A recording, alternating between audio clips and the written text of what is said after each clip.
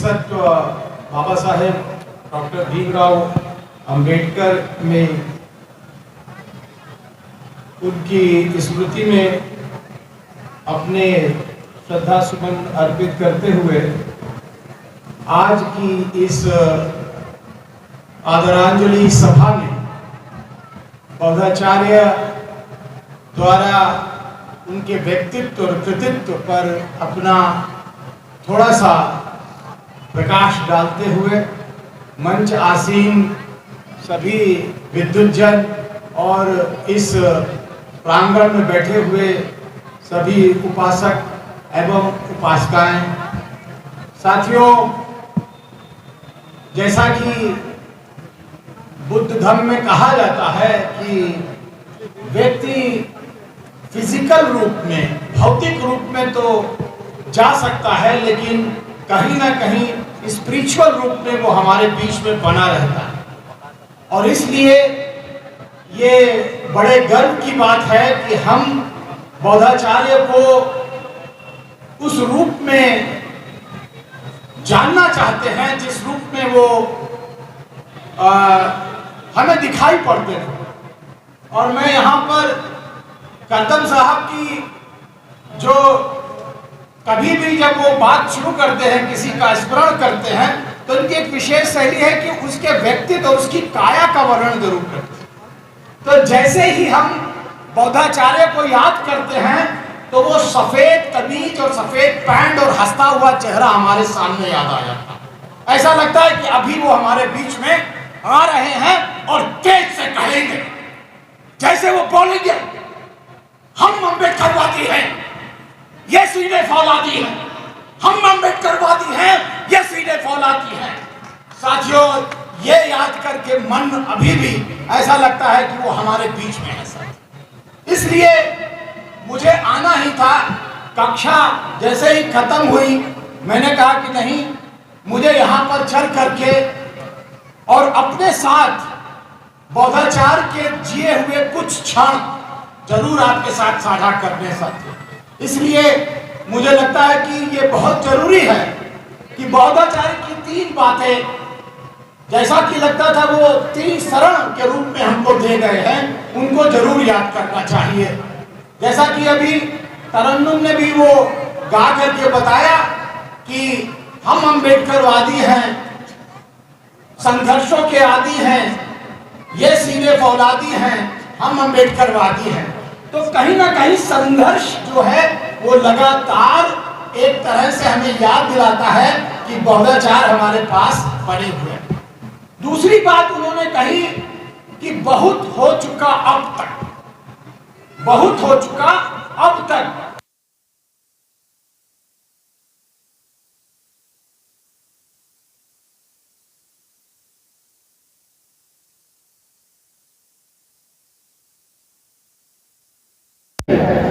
आधुनिक भारत में लड़ाई शोध किए हुए ग्रंथों से लड़ी जाएगी। मुझे लगता है इससे बड़ा फलसफा विश्वविद्यालयों में भी नहीं दिया गया साथी। इसलिए बहुत ही गंभीरता से, सीरियसनेस के साथ मुझे लगता है एक दिन का मैं कपिल भाई से, संदीप भाई से और भी चाहने वालों से, और आगलावे सर बैठे हुए हैं, मैं चाहूंगा कि एक दिन का सेमिनार उनकी याद में केवल उनके द्वारा जो ज्ञान का उत्पादन किया गया है, इस पे एक सेमिनार एक दिन का किया जाए, जिसमें हम लोग सब लोग आएंगे। और जब उनके द्वारा दिए गए ज्ञान के उत्पादन पर हम बहस करेंगे, तब कहीं जाकर के सच्ची भाषा में, सच्चे मन से उनकी आदरांजलि होगी। वरना हम भी आएंगे, ताली बजाएंगे, चले जाएंगे। नहीं साथियों, ऐसा नहीं होना चाहिए। 3 बात और बौद्धाचार्य जी की 3 बातें, जो ये बातें थी, लेकिन बौद्धाचार्य ने अपने विचारों को केवल विचारों तक नहीं रखा, उनको संगठन में परिवर्तित किया। और संगठनात्मक ढांचे में तो वो बहुत आगे थे, जैसा कि अभी सबने बताया कि भारतीय बौद्ध महासभा को तो उन्होंने उसकी तो सेवा बहुत साल तक की, लेकिन साथियों उन्होंने ये देखा कि नहीं, केवल भाषा से, भाषण से, शब्दों से बात नहीं बनेगी।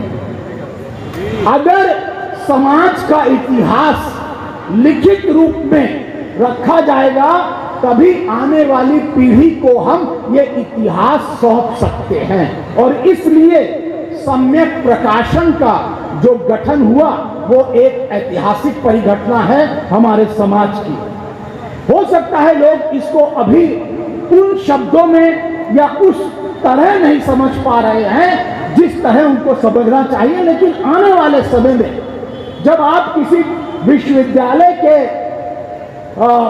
पुस्तकालय में जाते हैं तो साथियों वहां की रैक को जब खंगालते हैं तो अपने समाज के द्वारा लिखे हुए लोगों की किताबें नहीं दिखाई पड़ती, लेकिन सम्यक प्रकाशक द्वारा प्रकाशित हमारे लेखों की जो बातें हैं और लेखों का जो ज्ञान है वो आज उस पुस्तकालय में पहुंचने लगा है और इसलिए बौद्धाचार्य साधुवाद के पात्र हैं, ये हमें समझना चाहिए।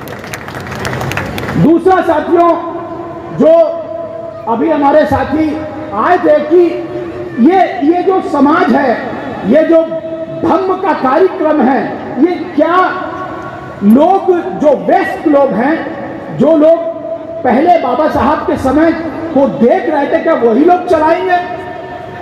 उन्होंने इस बात को समझा और समझते ही साथी उन्होंने ये बात कही कि अब ये जो वेस्ट लोग हैं, जो बुजुर्ग लोग हैं, इनके साथ साथ अगर यंग लोग आ जाएं, अगर युवा आ जाए, युवा पीढ़ी आ जाए तो इस आंदोलन को और गति दी जा सकती है साथियों। और इसलिए यूथ फॉर बुद्धिस्ट बाकायदा उन्होंने उसका भी गठन किया। गठन ही नहीं किया, उसके अंदर जो उसकी कलात्मकता थी, जो हमारे बहुजन समाज के, बुद्ध समाज के, अम्बेडकराइट लोगों के, यूथ के अंदर जो कल्पनाशीलता थी, जो कलात्मकता थी, आर्टिस्टिज्म था, उस सब को वो लेकर के आए, चाहे वो गायन शैली हो, चाहे वो नाटक शैली हो और चाहे वो कला की शैली हो, इन सब को उन्होंने युवाओं के साथ साथियों विकसित किया। इसलिए हम उनको नमन करना चाहते हैं साथियों। एक बार बौद्धाचार्य के लिए फिर से हम ताली बजा करके उनका नमन करें। तीसरी बात, तीसरा संगठन जिसका सब लोग शायद याद रखते हो, और वो था बौद्ध परिवारों का मिलन।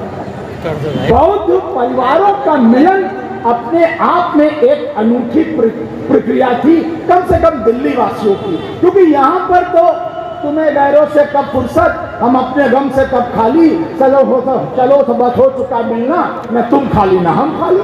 जब कोई खाली नहीं है तो भाईचारा कैसे बनेगा, ये प्रज्ञा कैसे आएगी, ये मुझे लगता है बौद्धाचार्य समझ रहे थे और इसलिए उन्होंने परिवारों का मिलन बाकायदा भाईचारा बनाने के लिए साथियों शामिल किया और इसलिए भी हम बौद्धाचार्य को याद रखते हैं। इसलिए साथियों ये जो तीन बातें फिलॉसफी के रूप में और तीन बातें जो संगठन के रूप में, और भी बहुत बातें लोग बताएंगे, लेकिन मुझे लगता है अगर इन तीनों बातों को हम जारी रखें तो हमें लगता है बौद्धाचार्य हमारे बीच से गए नहीं हैं, वो हमारे बीच में विराजमान हैं और इसलिए हम उनकी स्मृति को और जोश से और उत्साह से मनाएंगे और उनको हम अपने अंदर जीवित रखेंगे। जय भीम, जय भारत, नमो बुद्धाय।